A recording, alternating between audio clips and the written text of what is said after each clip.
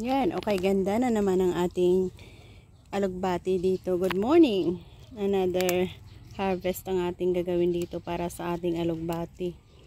Napaka-taba nga din naman.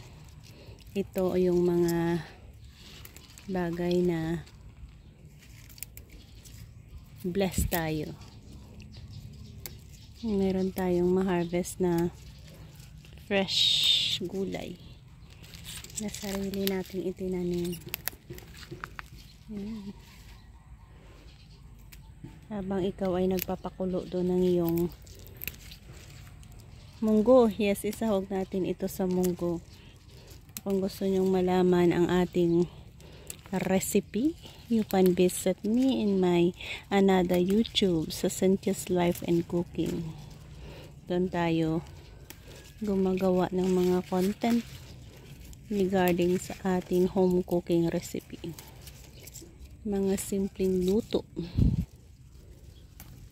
na ibinabahagi natin in a easy way.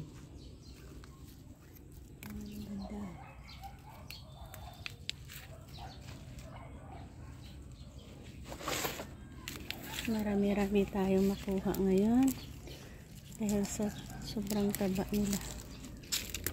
Yan. So, naputulan mo na yan. The next day natubo nila. So, kagaya niyan, isang naputol mo, dalawa ang sisibol ulit.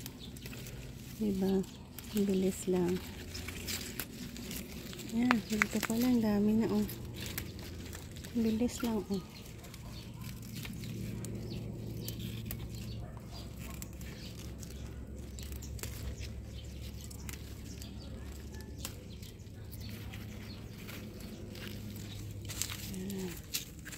Naparami na tayo, isang plate lang nakuha natin. So, umusin na lang natin para sa sabay-sabay ulit silang tumubo. Bilis lang eh. The next day pwede na ulit tayo magluto. So yan, good enough na ito. So thank you for abundant harvest para sa ating alugbati na ito. Ayan, ang ganda.